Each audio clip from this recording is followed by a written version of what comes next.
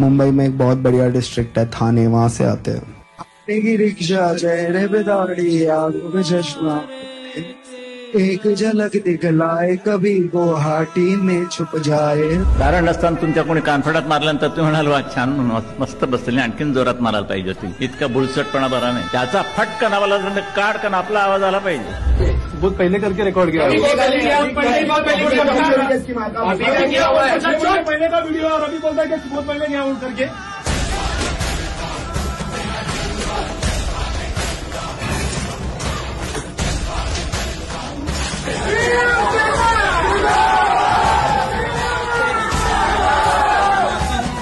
जिन्होंने मुझे हल्के में लिया है, बाला साहब और दिगे साहब का कार्यकर्ता हूँ, और इसलिए जब हल्के में लिया टांगा पलटी कर दिया। जय महाराष्ट्र, जय महाराष्ट्र। मी प्रवीणा सावंत, महिला शाखा प्रमुख, कालिया विधानसभा, वॉर्ड क्रमांक 88.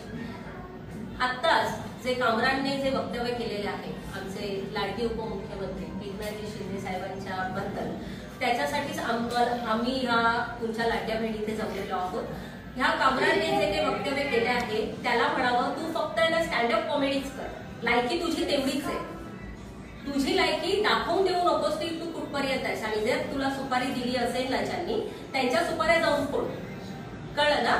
तू आमच्या साहेबांपर्यंत पोहोचण्याचा प्रयत्न करायचा नाही, आणि तू जे काही कामरान आहेस ना, ते जी कामं करायची ती रानात जाऊन कर, आमच्या साहेबांच्या वाटेत जायचं नाही। आणि दुसरी गोष्ट म्हणजे सुषमाताई अंधारे, जरा त्या अंधारातून थोडसे मिनिटच्या उजेडात तरी बाहेर या, आणि म्हणजे कसं माहितीये, तुमच्या आज ह्या जन्माचा तरी उद्धार होईल। जे काय बोलताना ते व्यवस्थित बोला, नीट बोला आणि शिस्तीत बोला। आमचे साहेब मुख्यमंत्री साहेब आहेत ना, लाडके आमचे भाऊ, या बहिणीचे लाडके भाऊ राजा आहेत, ते तुमच्या वाटेत कधी गेले नाहीयेत आणि कोणाच्याही वाटेत जात नाही, ते कॉमन मॅन आहेत।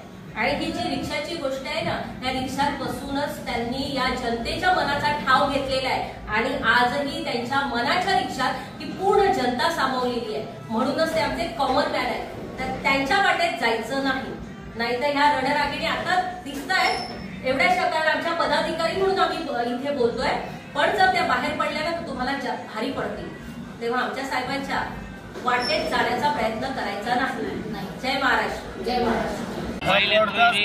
कुणाल यांनी काय कसं बघतात, एकीकडे काय कारवाई झाली पाहिजे, आणि कुणाल कामरांचा चेहरा आहे प्रत्यक्षात या घटनेमागे वांद्र्यांचे आपले काही लोक आहेत की ज्यांनी ह्या सर्व घटनेत जे कामरांच्या खांद्यावरती बंदूक ठेवून या रिक्षावाल्यांचा खरं तर अपमान केलेला आहे।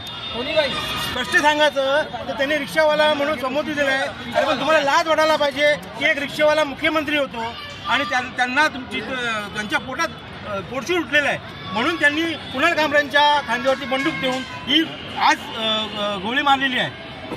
राऊतांनी देखील ट्विट केलेलं आहे, नाही राऊतांकडे पहिलं आलं कसं काय?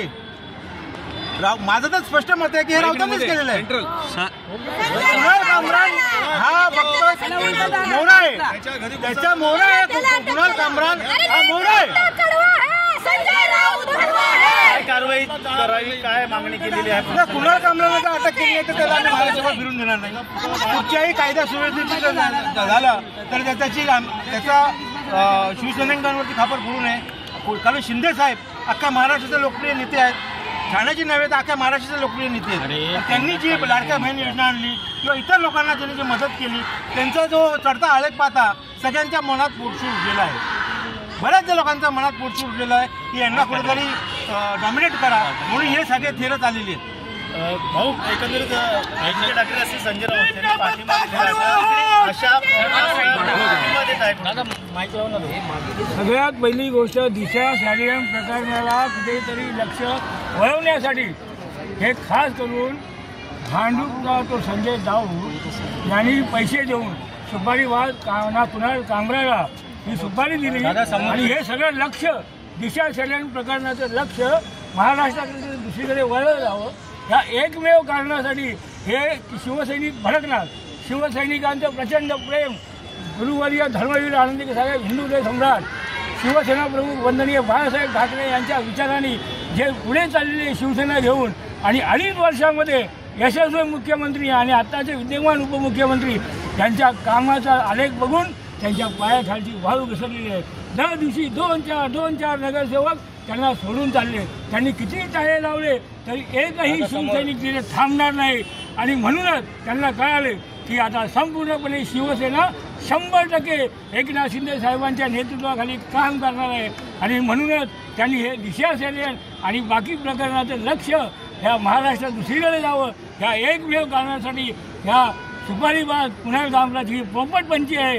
पण त्यांनी एक लक्षात ठेवायचं आहे, तू सुपारी घेऊन जरी तामिळनाडूत गेला तरी आमच्या देशातील शिवसैनिक कसे तुम्हाला माहिती नाही. एकदा ते भडकले तर त्याला तिथून फरफटत ह्या महाराष्ट्रात आणल्याशिवाय आम्ही शिवसैनिक गप्प बसणार नाही.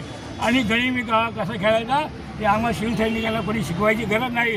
आणि संजय राऊत साहेब हे तुमची खेळं आता बंद करा, समजलं की नाही. आता महाराष्ट्राची जनता ओळखून आहे, तुम्ही शिवसेना संपवली, सगळं संपवलं. आता तुम्हाला अजून काय करायचं आहे? तुम्हाला काय शिवसेना मातोश्रीच्या लोकांना काय जेलमध्ये टाकायचं आहे काय? काय कशासाठी चाललंय तुमचं हे सगळं बंद करा. आणि या सुपारीबाद कुणाल कामरापासून आम्ही घाबरणार, आमचं लक्ष विचलित होणार नाही. आम्ही जेव्हा समाधानी होऊ जेव्हा आम्ही त्याला फरफटत ह्या महाराष्ट्रात आणून त्याच्यावर गुन्हे दाखवून खेचून मारू आम्ही त्या. कुणाल कामराचा स्टुडिओ देखील तोडण्यात आलेला आहे, त्या शिवसैनिकांवर गुन्हे देखील दाखल झालेले आहेत. हे तो सिर्फ झाकी आहे. आमच्या नादाला लागू नका, शिवसेनेच्या नादाला कोणी लागायचं नाही. एकनाथ शिंदे अंगार आहे, बाकी त्यांच्यावर त्यांच्या खांद्याला खांद्या लावून अख्ख्या महाराष्ट्रातील देशातील तमाम शिवसैनिक पेटून उठलेलं आहे. त्याच्यामुळे त्यांनी जे तमाम लाडक्या बहिणींसाठी केलेलं कार्य, शेतकऱ्यांसाठी, गोरगरिबांसाठी, कष्टकऱ्यांसाठी केलेलं काम कोणीही विसरू शकत नाही. म्हणून तुम्ही अशी ठेलं करणं बंद करा. तर कारवाई झाल्यानंतर पुढचं पाऊल कसं असणार आहे? अधिवेशन सुरू आहे, जर तो सापडला नाही तर कुणाल कामरावर शिक्षा होणारच. पण याच्या पुढे आत्ता सांगून ठेवतो तुमच्या माध्यमातून, शिंदे साहेबांच्या विरुद्ध कोणी वागलं नजर बघेल तर आम्ही त्यांचे डोळे काढल्याशिवाय राहणार.